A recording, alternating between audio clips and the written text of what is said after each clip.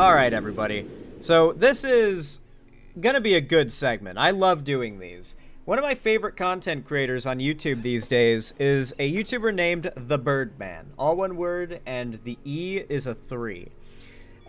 He's not a political content creator, nor is he like a super politically inclined person. I'm sure he has his views, but they're kind of irrelevant to his content overall, you know? He might lean left, he might lean a little centrist, who knows? What he is really good at, though, is recognizing and calling out this obnoxious trend we're in right now. It feels like there isn't any good media review out there anymore. It feels like every media review for a new show, movie, or game is either trying to get as many views as possible by following a hate or positivity bandwagon, or trying to push an agenda against it because they have a grudge against it for some imagined political statement it makes through its existence. And, you know, Birdman has gotten very good at recognizing this, and we've watched a few of these videos. I've certainly watched a lot of them in my own time, of him just debunking big conservative figures who, frankly, it's not even that they're conservative, it's that they're just grifting around these pieces of media and drumming up hate and rage clicks around them. People like The Critical Drinker and The Quartering and Heel vs. Babyface, you know, just the classic chuds, essentially. And I've done this a lot myself as well, you guys know this, and I noticed a few years ago, well, let's rewind a little more. Back in 2019, figures like The Quartering dominated YouTube much like they do today. They would upload videos making the dumbest imaginable takes and get immense viewership from them. Mostly around drumming up hatred over how a new game or show is woke. It's just like today, right? But then Apex Legends came out, and he made a video complaining about agender robots and there not being enough fat white guy bearded characters like him in Apex Legends for him to feel represented. And he tried to do this like weird, like ironic woke bit that just fell really on its face, and everyone was making fun of the guy. Like, he got roasted. And a lot of people who made content like his got roasted, and the left saw a pretty substantial cultural boon during that era of 2019 to like 2022. Or like 2019 to 2020, really. But then, over time, we got into the era we're in now, where the chuds are back, they dominate the media landscape, lying and grifting off of pieces of media, and they're doing the same kind of thing, but they're getting away with it now. And I remember back when they were first getting called out, people started to use the word grifter. They started to call these people grifters. Now, for those who don't know what the term grifter means, I'm going to make it very clear. This is the definition of a grifter. A grifter is someone who misleads and tricks people in order to make a quick buck. That's what a grift is. Some people will refer to, like, Ben Shapiro as a grifter. And I'm like, no, he's a businessman, but he's probably a liar, too.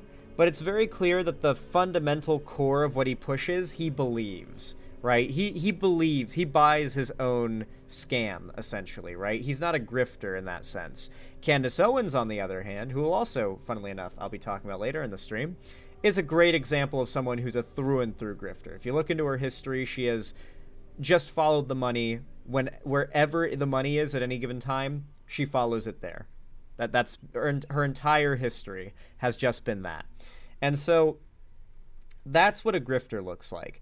And I noticed that as time passed, and I and many others would call out these figures for being that, grifters, people who are just trying to make a quick buck off of lying to their audience, they started to realize, man, this insult, it kind of hits the nail on the head about this whole right-wing movement we have, doesn't it? We have to find a way to, like, take the power from this phrase they keep calling us. And so they basically started no youing. The Quartering was the first to start doing it, to call those that called him a grifter, grifters, mind you, the Quartering is a guy who sometimes starts. He's made, I think, 400 videos on Brie Larson, maybe, the actress who plays Captain Marvel. It used to be that at the start of those videos, he would open it with a little skit of him, like, looking up how much a swimming pool costs to get, like, set up on your property.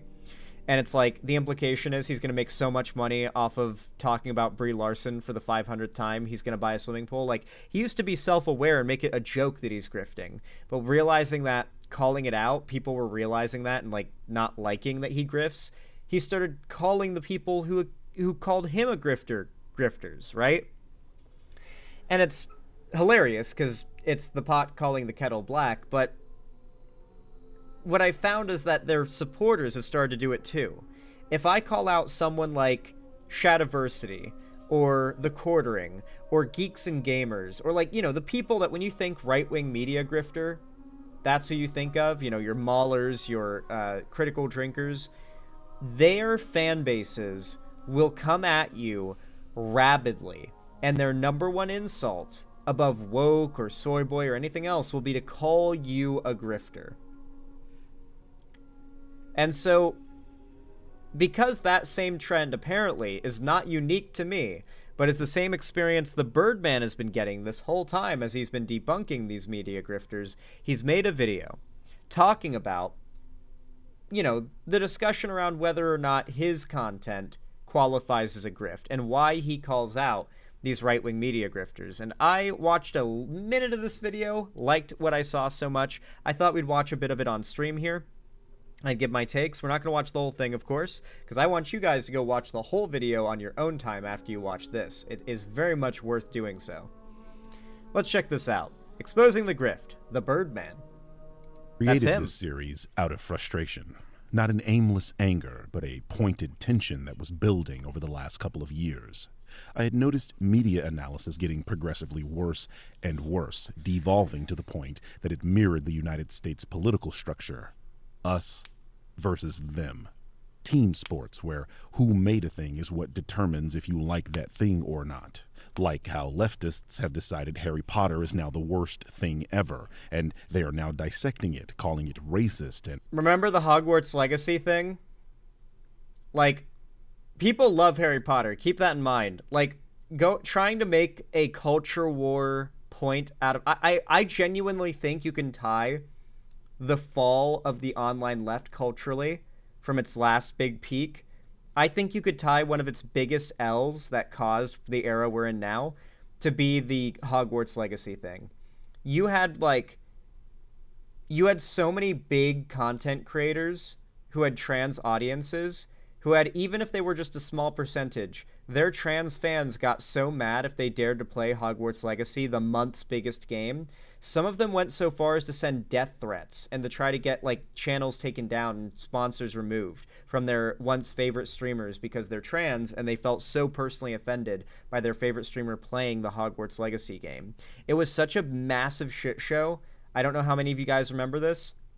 So many content creators came out of it with a very nasty taste in their mouth about the left and the trans community and trans people in general because of how, like, just it was abysmal. The left really did not do their best with that. The Harry Potter HBO series, if done right and is good, will be bigger for them than Game of Thrones was. It'll be one of the biggest TV shows of all time. It might be the biggest TV show of all time, this upcoming, like, Harry Potter show. It's obviously getting shit online, similar to, like, Rings of Power got. So it's hard to really say. But, yeah, I mean, Harry Potter is immensely beloved, you know. I can still enjoy myself some Harry Potter. I rewatched it not all that recently. It was a few years ago, but my mom had never seen it, so I showed her the movies. But, like, you know, the left definitely is not winning people over by deciding Harry Potter is evil and you're evil if you like it. And all other manner of unsavory things. Those on the right have taken to dunking on anything Ryan Johnson makes, for example, like the cynical grifter attempting to lie. Dude, dunking on everything Ryan Johnson makes is crazy to me. Because isn't Ozymandias, the Breaking Bad episode, directed by Ryan Johnson, mind you, the highest rated, like overwhelmingly, generally speaking, the highest rated episode of television ever made? and it's like the fourth or third from last episode of Breaking Bad. It's called Ozymandias. Like, Rian Johnson directed it, and I'm pretty certain it is the highest rated episode of television ever. If not, it's like number two or something. I know that everyone was all the ratings are like reports and everything. We're comparing the season 3 finale of Invincible to Ozymandias. It just barely underrated Ozymandias. But, like, yeah, their hate brigade against Rian Johnson is a great example of how genuinely delusional but also unpopular their mindset is, right? There may be like a few million people on the internet who are obsessed with hating on Rian Johnson, but there are literally hundreds of millions of people out there who are familiar with his work, and if they hear he's involved in the movie, if they are familiar with the stuff he's in, they're going to be like, or not in, but the stuff he's worked on, they're going to be like, oh, yeah, I want to see this. The biggest crime, honestly, was the fact that Rian Johnson did not write and direct all 3 of the Star Wars sequel movies. To the audience that Glass Onion is a bad film when we know his problem is because Rian made The Last Jedi. It's takes like these that frustrate me because there's a clear lack of integrity, and because these things are said by people that are popular, these takes bleed into the discourse surrounding. What's so crazy about it is that it's so weird how much it's stuck in certain eras, their grift, right? It's all around The Last Jedi, which is the second movie in the sequel trilogy. You'd think that their hate boner would be over the newest movie. But 2016, if I remember right, or 2017, was when The Last Jedi came out, and that was during, like, peak Gamergate era. And so many of these figures, notably Mahler, who kind of, like, started the Rian Johnson hate online, not started it, but really popularized it, made it a meta people could, like, copy to make money off of. Mahler and the people who copy him got really big off the Rian Johnson hate in 2017, 2016, around then. And they're so attached to that success and that initial boost, they're still obsessed with shitting on specifically The Last Jedi and shitting on specifically Rian Johnson. When, mind you, I'm pretty sure most people hated The Rise of Skywalker more than The Last Jedi. I did not like The Rise of Skywalker at all. Anyway. Media. I mean, I liked it enough to watch it, but I've not rewatched it since I saw it for the first time, which I think speaks volumes. And then become the discourse. This then leaves people like me in an awkward position where we can't simply have normal conversations about film or video games and are forced to contend with the latest buzzwords and political talking points. These are listen, I'm a Tolkien fan, okay? Anything that has effort put into it, made to depict the world of Tolkien, I will enjoy. Whether it be a video game, like Shadow of Mordor and Shadow of War, that horrifically breaks canon, if you're like a super canon purist or something, or some fan project that's like a little, like, 5-minute movie on YouTube someone made of just depicting their own little fan story in Middle-earth. I eat that shit up, okay? I can't get enough. So Rings of Power, despite how many Lord of the Rings fans and Tolkien fans have problems with it, because it does admittedly kind of do a little bit of creative liberty with the events of the Silmarillion. It is really good, in my opinion. I'm a big fan. But being able to talk about it and be a fan of it online is rough, because there's so much of, like, a politics-driven hate around the show that you can't have conversations around it without the culture war getting involved. I've felt that. It's annoying as hell. Couple of comments I received for daring to play Hogwarts Legacy amidst the controversy surrounding J.K. Rowling. I dislike having to respond to comments like these because I believe my stance should be self-evident, the separation of the art from the artist, and to judge that piece of art. Yeah, here's some examples of, like, the kind of comments that a lot of creators just across the internet got for streaming or playing Hogwarts Legacy. Queer people existing isn't political. That's true. Disappointing that you decided to play this game. Politics is about, policy. An individual's bigotry isn't politics. You just say it is so that you can keep sticking your head in the sand. So that's a conservative, yeah. So, like, yeah, you can see that, unfortunately, and this is what gives the right so much ammo and what allows there to be people that will still maintain this idea the left and right are equally problematic in this sense, is the fact that there are quite a few lefties who go out there post cringe, you know? There are lefties who go out there and they post cringe. I don't think it should be defended when they do that. I think it should be called out. This comment from Hazel Jesus? I guess it's just Hazel Jesus. Is cringe. Their comment is cringe. Very cringe. On its own merit. I do not care about the personal lives of the people that make the art. I just want to talk about the art itself. If you followed me for any length of time, you will see that in every single review I've ever uploaded, I stick to the topic under discussion and I leave anything outside of the art outside of my review. 3 years ago, and 2 years before I began this series, I said this. Tony Sonic, thank you so much for the $10 super chat. You're the guy who insists on comic book accuracy, but in your review of the Batman, you weren't bothered by the Riddler looking nothing like the Riddler. Why is that? I wonder what his favorite team is. What? How is that a real question? How many characters in comic books, movies, don't look like themselves, and I'm still able to judge a film on its own merit and still have that complaint? Almost all of my reviews are that way. Because I tell you guys, you need to separate. Damn, that's good. I like that. Because that's basically my evaluation of, like, Rings of Power. Like, ooh, yeah, they're clearly changing up Gandalf's lore here. Because, like, I know how Gandalf got to Middle-earth. And the way that Rings of Power seems to be depicting that is not close to accurate, really. But it's like, I can still appreciate it for what it is, right?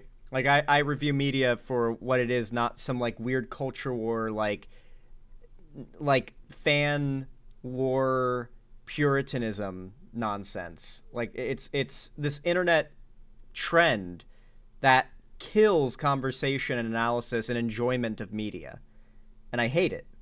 Separate these things. You need to go, here are my real issues with this thing, and here's what I thought of the movie being a movie. That's what you have to do, and that's what I do for everything. Yes, have your complaints, but, like, also tell me about the thing. And that's what I think a lot of people can't do. They okay, specifically like the She-Hulk thing, right? Everybody has their issue with the pre-release, and then they use that to judge the fucking show. It's like, no, like, cool, let's talk about the shit you had a problem with. I do think it's really funny that, like, Deadpool can, like, dance and shake his ass at the camera, and it's cool because he's Deadpool.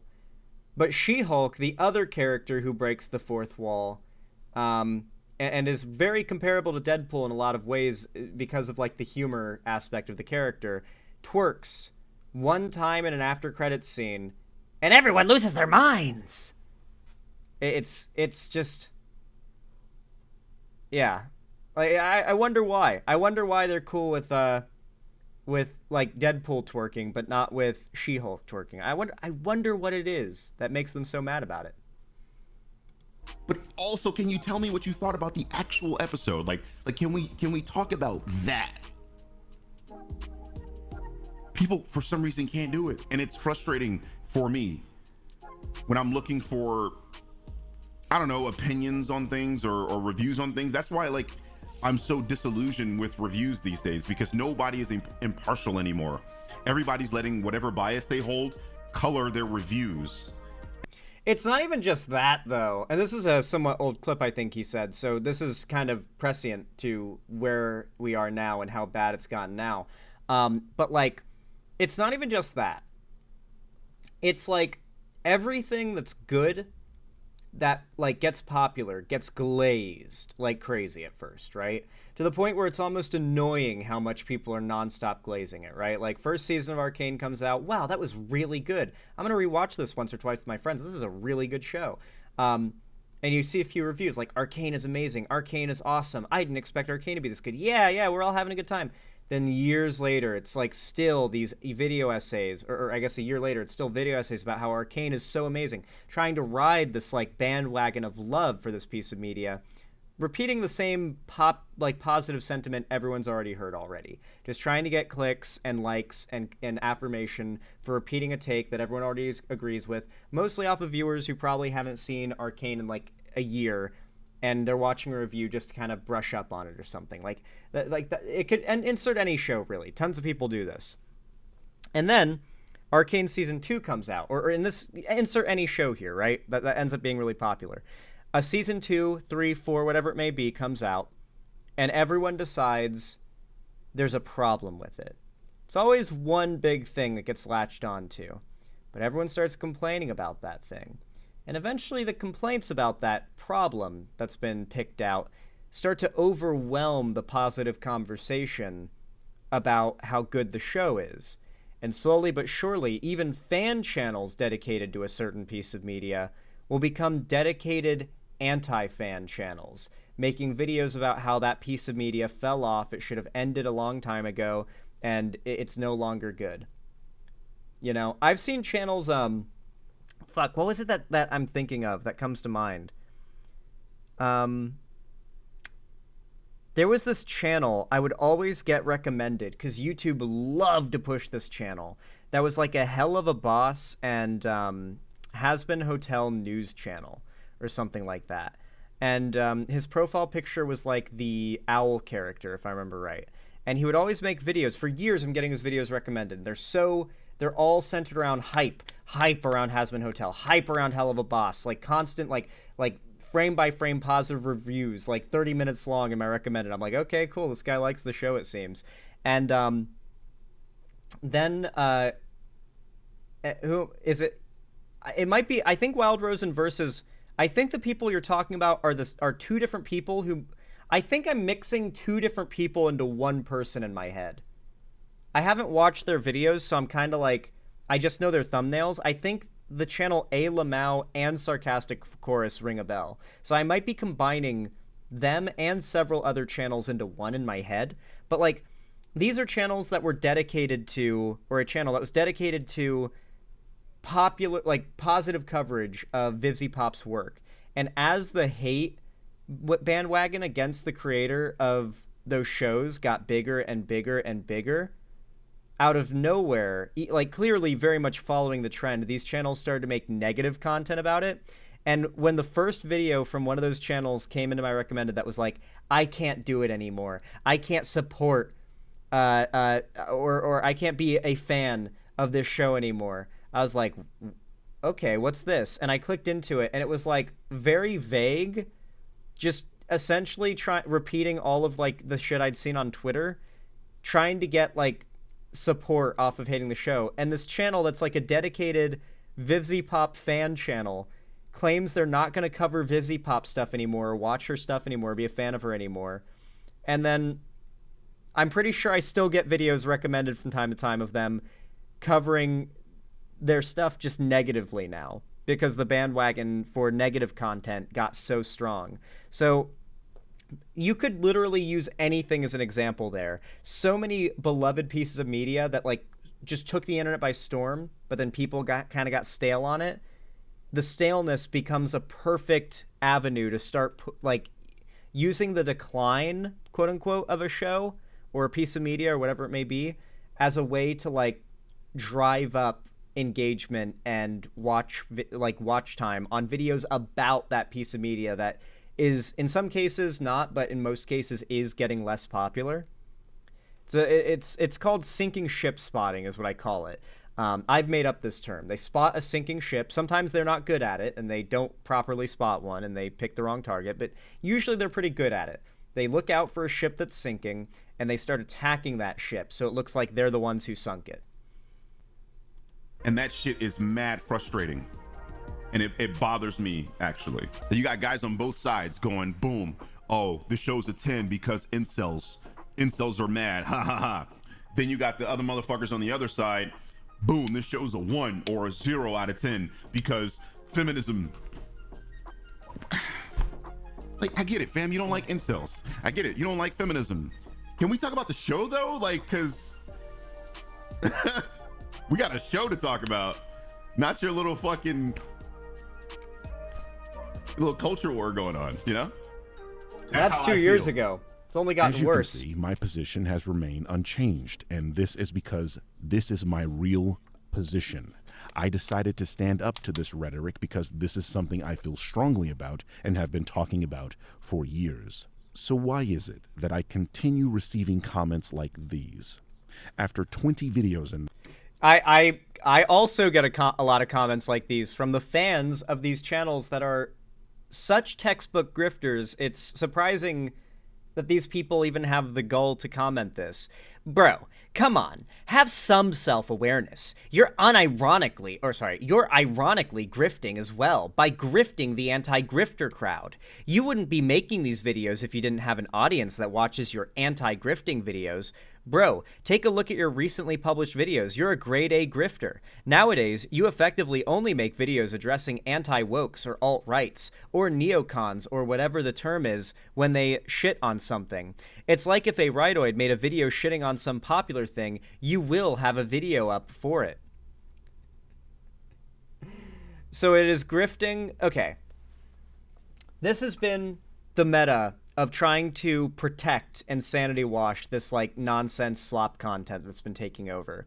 It's not a problem that the internet is flooded with an unsurmountable wall of NPC dialogue, repetitive, clout-chasing, rage-baiting takes about new pieces of media. That's fine. That's okay. You know, like, no issue with that. No need to call that out. But if you call it out, that makes you the grifter. It's just the most deranged mindset in order to defend blatant grifting, and their way of doing it is to just accuse the other side of being grifters. I guess it's meant to sting more because typically the non-grifters, who they are calling grifters, make far less money than the actual grifters. So to be called a grifter while you're making less money than the actual grifters, I'll admit, it stings a little bit, at least when it happens to me. But, like, I think they know it does, and that's why they say it. I feel like that's got to be it, right? In this series, I feel as if I have made it clear what a grifter is and why you should avoid them. Heck, in the very video that this comment is taken from, I very specifically laid out what the media grift machine looks like. Somehow, people like this have it in their heads that my arguments also apply to me. And that got me thinking, am I also a grifter? You're late to work, who gives a fuck?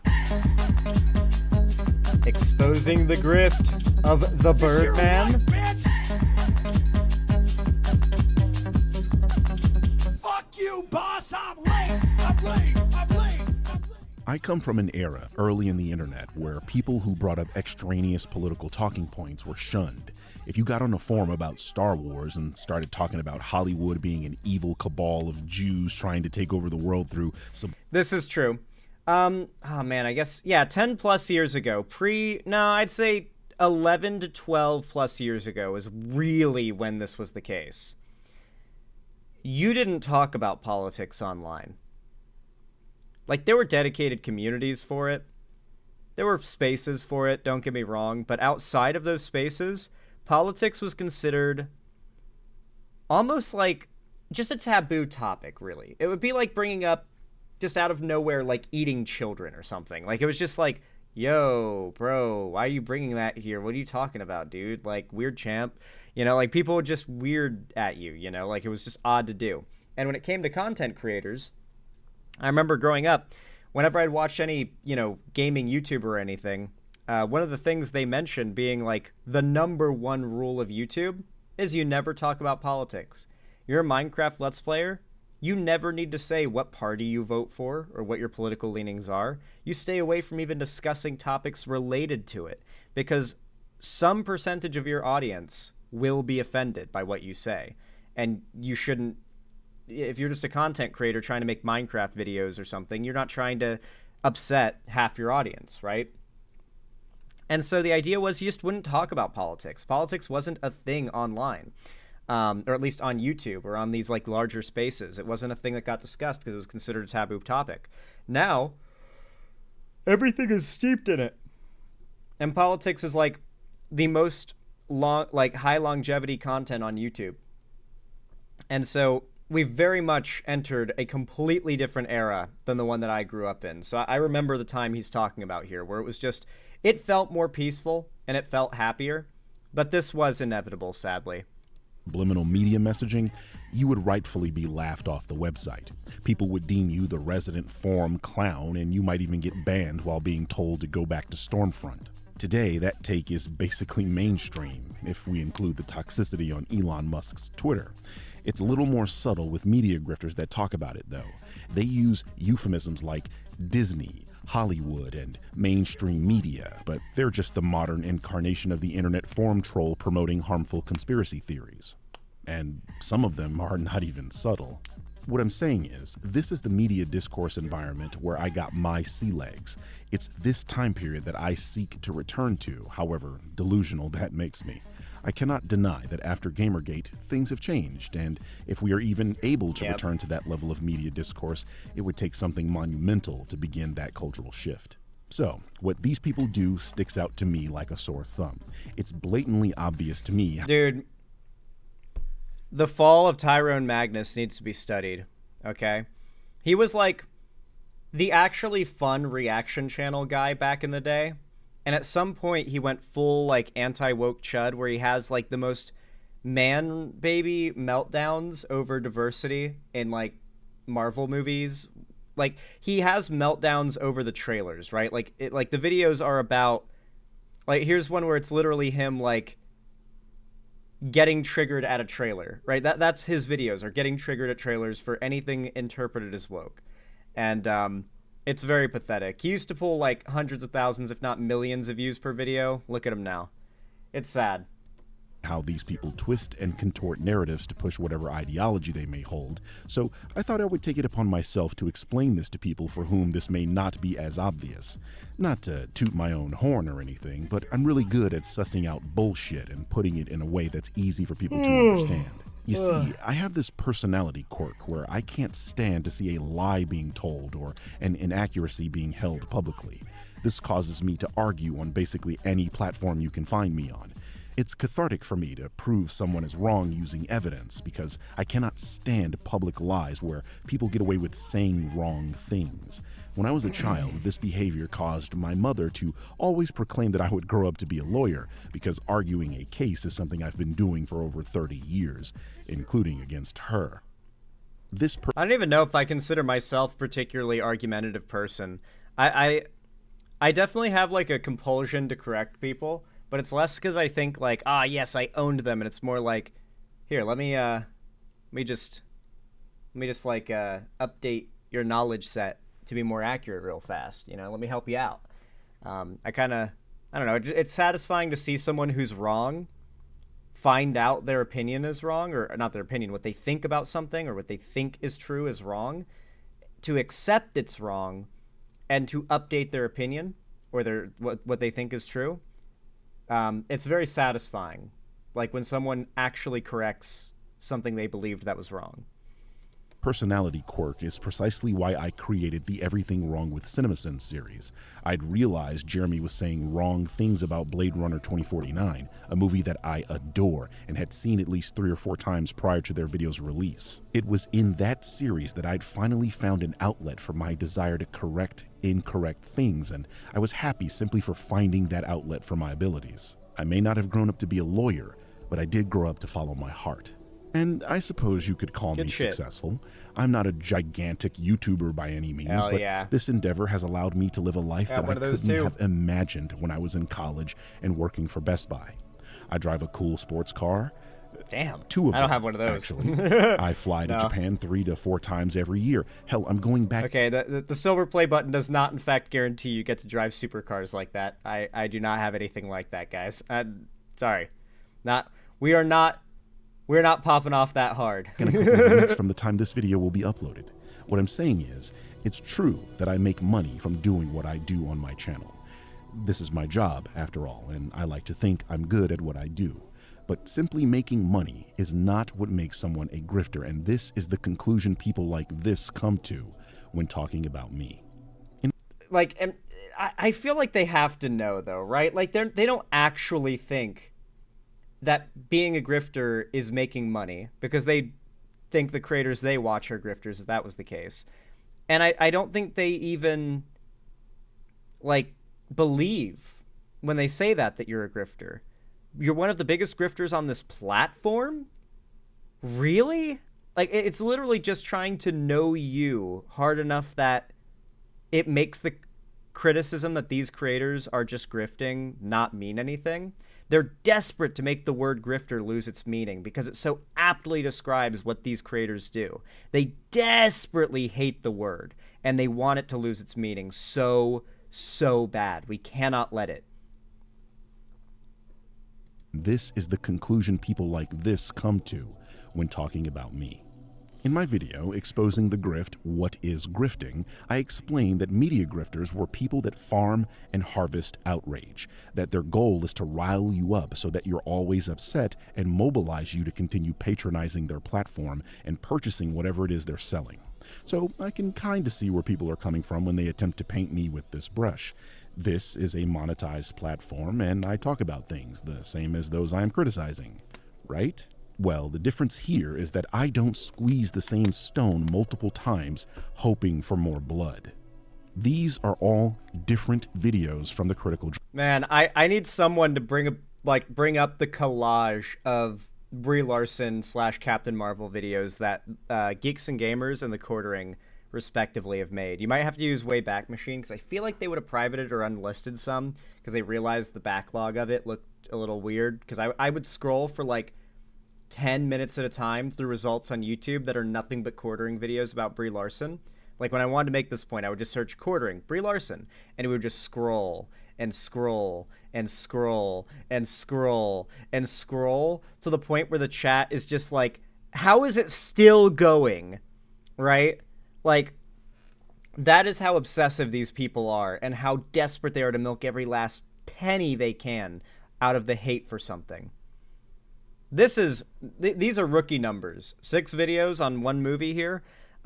Disney cancels Snow White's premiere. It's panic time. These are the Critical Drinkers videos. Like, yeah, the Critical Drinker's a grifter, don't get me wrong, but these are rookie numbers of obsession compared to what, like, the classics, like The Quartering, Geeks and Gamers, and whatnot. Like, this is rookie numbers. Drinker. I can accept someone giving their honest thoughts about a topic and moving on, but this is not that. This is an attempt at organizing a hate campaign against Rachel Zegler because she said or did something the Critical Drinker does. It also stopped being about shitting on the media a while ago and started being more about attacking the actors and actresses involved. So, like, take, for instance, Abby from The Last of Us, the mocap artist and voice actress for Abby, have received harassment since that game came out, just for playing the character that did something they're mad about. So that's been the meta for a while. They love attacking the showrunners. They love attacking the actors in a show. And what they really want is for the harassment to provoke a reaction or any kind of response. If any of these figures respond or acknowledge the deranged hate they're getting online, then all these figures and the normies start to believe they're being attacked. These figures start pushing the narrative that they're calling the fans racist, or they're calling the fans sexist or transphobic or whatever it may be, and they start turning normies into haters of this random actor or actress, and all of a sudden there's an entire movement centered around harassing that person or anyone involved in that piece of media. Doesn't like. Does this look like an actual person giving honest media analysis, or does this look like Zegler derangement syndrome? These people did the same thing with Brie Larson and Daisy Ridley. They are still making cringe thumbnails about Daisy 6 years after her last Star Wars film. She released a film this year that almost nobody saw, except me because I go see everything. And wouldn't you know it, the Critical Drinker went out of his way to review it, complete with an out-of-context thumbnail meant to make Daisy look bad. You'll never guess what he thinks about this movie, that also has a higher IMDb rating than Rogue Elements. Part of me thinks that if Daisy had been cast in Haley Stein... Dude, the Critical Drinker made a movie. It's called Rogue Elements, a Ryan Drake Story.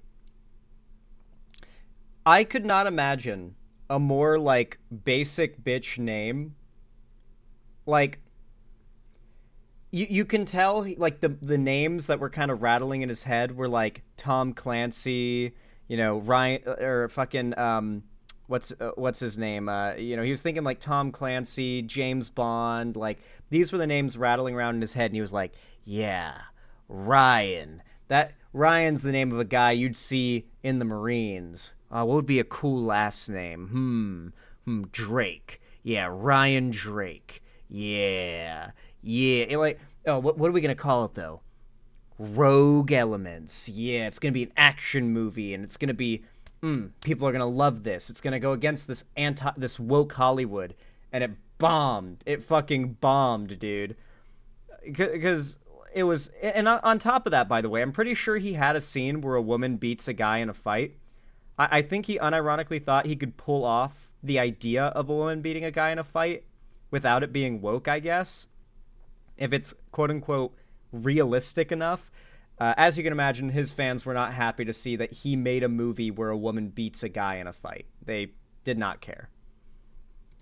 Seinfeld's role in Sinners, he'd already have a review of that film a week ago.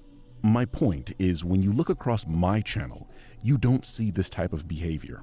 I have very strongly held positions on things, but you'll never see me grinding an axe on the same person or topic. It's an adaptation of his shitty book. Oh, I see. For 5+ years. I'll make a video, maybe 2, and move on with my life. I'm not telling the audience what they want to hear. In fact, across basically every video I've ever produced, you'll find me in the comment section arguing with someone that is a follower or former follower of mine. That's true. Because I don't care what you think, only what you can prove. This is the antithesis of being a grifter, pissing people off because I won't appease their egos or cater to their strongly held beliefs. I routinely make fun of religion, knowing that a large percentage of my audience is religious. I champion science in an increasingly scientifically illiterate world. I make challenging videos. I think that's that's why they're calling him a grifter. Like, and this is gonna be like my main, thesis of this video. Okay, the reason they are trying to know you, the allegations of grifting at people like the Quartering and Critical Drinker and whatnot, is because, A, they want to make the term lose its meaning. They want to say it enough, repeat it enough, use it out of context enough that no one knows what grifter means anymore, and it ends up being like woke, where you can just kind of use it and it means nothing, and it just doesn't really have the impact it used to. Calling these people out for what they are, grifters, and people realizing that's a very accurate title, is impactful. It works. It has an effect on people. And they desperately need that word to lose its power. But that's not the only reason they use it. They recognize that someone like the Birdman is not grifting. Now, this is not someone who is just chasing trends and trying to maximize clicks. And when you don't do those things on the internet punishes you. The algorithms are made not just to reward you for doing the, you know, arguably immoral, shameless actions that get you virality. The algorithms, especially YouTube's, punish you publicly. Like, it's known. The algorithms punish you if you do not shamelessly seek as much viewership and exponential growth as possible. And I think that these fans of these right-wing figures know that. And I think they know that having principles and not being a grifter requires some pretty significant sacrifice, let me tell you. All right, there's a lot of money you have to give up knowingly to not grift online. Okay, the opportunities are always there, the money's always right there, hanging right in front of you. But if you keep to your principles, you don't take it. And I think these people know that the money is there, that all the money is in this like right-wing hate parade of content around new media. And I think the point of calling non-grifters grifters is to make it sting more. It's not just that these people are making big, easy money off of shilling hate. It's that you're going to receive the same... You're going to be seen the same way you wanted them to be seen, despite the fact that you aren't even doing the bad thing, nor are you receiving the payout of the bad thing that the individual you're criticizing is. It's meant to make it sting all that more, you know? Like if somebody robbed you and then went to the police and accused you of robbing them and you got like arrested. It's like, dude, you could have just taken my wallet and phone and like ran, but then you went to the police and vindictively told them I robbed you just to get me arrested, just to make it sting more. Like it's meant to be that kind of feeling of like dirt in the wound, you know? That's what I think they're trying to do, at least. I'm curious what the comments in this video are like, because, you know, this one's meant to like respond to criticism towards him. So I'm wondering if like they're just coping in the replies. Nah, bro, I was right there with you until you defended Ruin Johnson for Last Jedi. If you can't see that it was a terrible film on the merits that it breaks canon and destroyed 30 years of story and world building, then I can't respect your analysis, and you are drifting as well. He replied to that person 16 hours ago saying, "Are you developmentally challenged by chance?" I'll tell you, I've wanted to reply to that with exactly that to most hate comments I've seen. It seems like most of the comments are pretty positive. The chuds seem to be, to some extent, kind of avoiding, like, poking their heads out on this one. I'm actually very happy to see that the chuds aren't coping too hard in the comments. You'd think that you would think they'd be too scared to show themselves after such a good response. If you guys want to see the rest of that, because we only watched like half, then there will be a link at the top of the description to the original video from the Birdman, and I highly, highly recommend that you go click it, you drop a like, you subscribe, do all the good stuff. Go send a comment as well. Maybe even say that I sent you. And of course, if you want to support the channel and help out my stuff, you can always do so by dropping a thumbs up and leaving a comment down below on my stuff. It really does mean the world. It helps a lot. Same for subscribing and ring the bell icon so YouTube actually tells you when I go live or upload new stuff in the future. And of course, if you want to support me and see more from me on other platforms, you can follow the links down below in the description to my social medias, especially my fan Discord, which is where I host gaming events, call-in streams, watch parties, and movie nights every week on Fridays, such as tonight after stream. We'll be doing a watch party. I hope to see you guys there. And I announce all my new uploads and streams there. You don't want to miss anything? That is the place to be. And of course, if you want to see, support me directly, financially, help me keep the lights on and a roof above my head here at the Xander Hall studio, then please consider donating, subscribing, or gifting a sub on my website, xanderhall.com/live, or support me through YouTube, Twitch, Streamlabs, Stream Elements, Patreon, or buy some custom Xander Hall merchandise through the Streamlabs link down below in the description. Regardless of how you support me, though, thank you so much for watching, and as always, have a good one.